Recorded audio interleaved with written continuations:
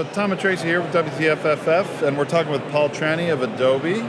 And we want to learn a little bit today about what Adobe is doing to integrate with 3D printing. Yeah. Happy to tell you. Obviously, we have a big booth here, and usually we're really loud, but we quieted it. We had to tone it down a little bit. In essence, like Photoshop, has a built-in audience of millions. I'm not sure how many, but so many people use like Photoshop day in and day out. And we wanted to give them that avenue, of that way to sort of express themselves if they want to. But the short of it is like Photoshop, as you know, like has been doing printing. Adobe has been doing printing. Our history is integrated with PostScript. Right. I remember. So those fonts, and if you guys dealt with Photoshop back in the day, Illustrator, but it was all about, okay, whatever I see on my screen, I want to get printed out. So it's the same concept. Whether they're bringing in a model into Photoshop or if they're creating some 3D in Photoshop as well.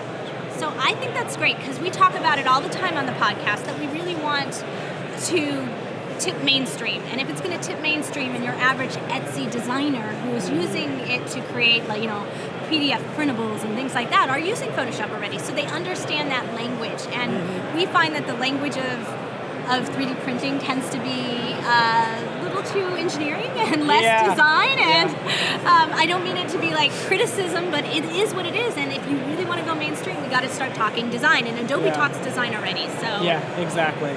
You're exactly right. And it scares me. Like, even if you bring up the term 3D to people, it can be a little scary.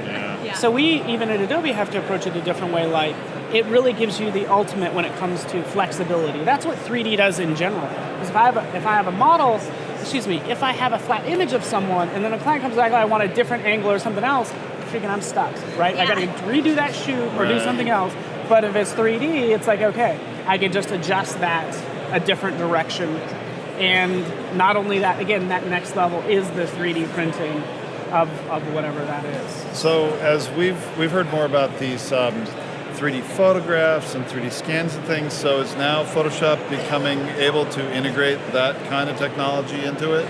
Yeah, as soon as that stuff again starts to become more mainstream, like when our phones can start capturing 3D data, when I take that picture and I have that, trust me, we're on top of that. We're so on top of it. We're on top of. We ordered a bevel already from Kickstarter. We can't wait for the 3D camera, and it is going to hook to the top of your phone. Yeah, so. It goes into your headphone jack, and you can just on your phone take a 3D picture.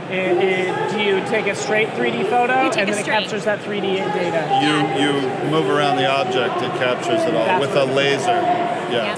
Better precision, and I think actually even Autodesk might make an app and do mesh mixer, which will sync those all up and all that stuff. But trust me, we're definitely on top of that, just so you know. Good. That's we're thoroughly aware and internally. And how are you educating those who already know Photoshop? Are you offering classes, videos? What's going on there? We're trying to get the word out as much as possible without even using that term 3D, because we don't want them to think of Cinema 4D or any of those programs, because it scares me. Yeah. I'm like, freaking just make it simple, and then you have me sold. It's like having to learn how to fly a plane or something to use these programs, right? I don't really it makes my brain hurt. And I'm like, I just want to create cool stuff, and you're making my brain hurt. Yeah. But in Photoshop, it doesn't make your brain hurt. In fact, I like to call it, it's like the gateway drug to 3D, because you get hooked. You're like, oh, I could do stuff, provided it's not going to replace your Cinema 4D, but that's where you might end up if you want to. So and so where can they learn about it? Yeah, definitely. If they go to adobe.com and selfishly my site, paultranny.com, I have a huge list of videos. Anything from making an iPhone case to doing type lips to doing a mini-me. This is like our Creative Cloud logo that I turned into a bottle opener. Right? And this was just a simple extrusion. I could use a bottle about now. Right? I know, you're like, it's about time. I'm going to make some good use of that.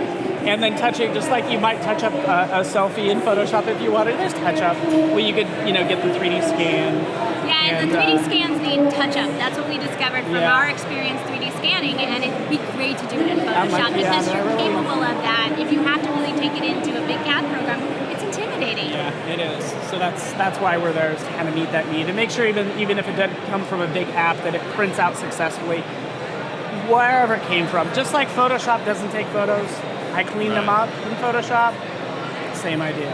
So Great. it works Makes a out lot of well. sense. Yeah, Wow. I think so too. Well, thank you so much for spending a little time with us today. All right. Yeah. Appreciate Thank it. you.